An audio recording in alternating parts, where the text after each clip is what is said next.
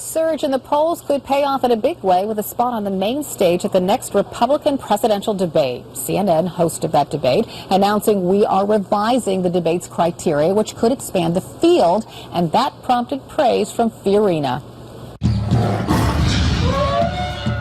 The folks at CNN would like you to believe they had a logical change of heart, and so the error of their ways in deciding to change their criteria for the upcoming second Republican POTUS debate. But those close to the Carly Fiorina camp aren't buying it. Neither are a number of political operatives. Let's put that to the test and a whole lot more with the political animal. He's the veteran radio talker from the left coast who would rather fall from the edge of the earth than go left, Larry Elder.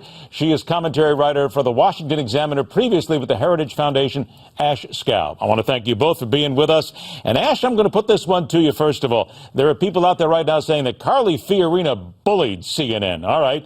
Did she bully CNN, or did CNN finally get a dose of common sense? I think CNN finally got a dose of common sense. I mean, if you look at how many polls they were going to look at prior to the August 7th debate, and then all the polls that came after, I mean, it made no sense. The landscape has changed. Fiorina has risen. Other candidates have lowered, their popularity has decreased. I think it just made sense. Larry, do you think that there was some sort of an underlying thinking here from CNN that they wanted to keep Carly Fiorina out and do whatever they could? Because you still have to figure out whether or not that makes any sense. Well, it's kind of bizarre because you think, just in terms of ratings, since Carly Fiorina did so well in the undercard the last time, they would want her to attract more eyeballs. And my understanding is what really happened is Breitbart, the conservative website, began complaining about the fact that Carly was going to be excluded, and that's really what pressured CNN to change their mind. Oh, CNN, come on, just go ahead and admit it. You actually had a little dose of reality there. You got it. Don't worry about it. Don't worry about it, CNN. We're happy to go ahead and talk to everybody about it right here and tell them. All right, stay with you here, Larry. Here we go. Latest coming out today. An ABC News Washington Post poll. Hillary Clinton is underwater in favorability. She is now 45% of Americans see her favorably. That's down 7%. 53% unfavorable. But, Larry, Donald Trump is even worse underwater when it comes down to the unfavorable ratings. Whom do you think this hurts the most? Well, the good news is that Donald Trump has 16 other rivals or 17 other rivals. Hillary is still odds-on favorite to win her nomination. So it's very, very serious on the Democratic side, which is why people like Joe Biden is thinking about getting into the race.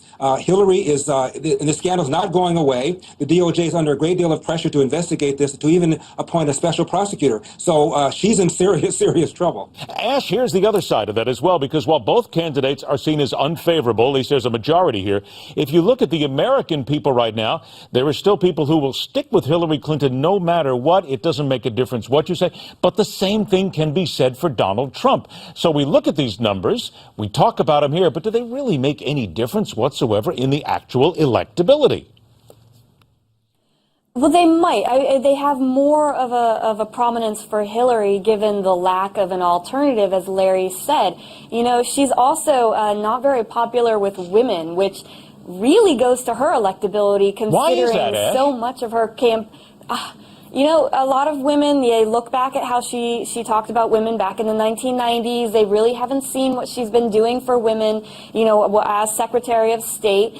And, you know, playing the I'm a woman, vote for me is kind of insulting. She's almost, it's interesting that you say that, because I recently had somebody tell me that she's overplayed that card to this point. She can't play the woman card anymore because it just doesn't fit, which is interesting because she's a woman, Ashe. She's supposed to speak to the female voter. Why did she lose that?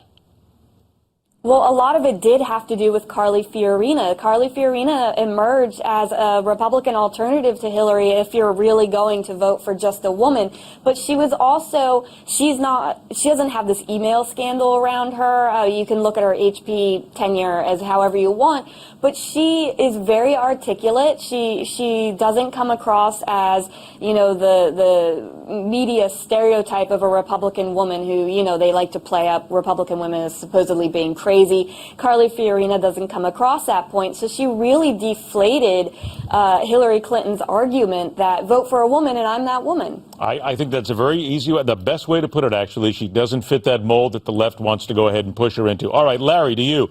The president looks as if he has his victory on Iran. Senator Barbara Mikulski of Maryland, the Democrat, says she will support the deal. That's at least 34 senators. It's going to go through. We've been talking about this. But then where do the opponents go from here, Larry? It's a dead end at this point. You're going to have to wait for a new president or for something disastrous to happen in the Middle East.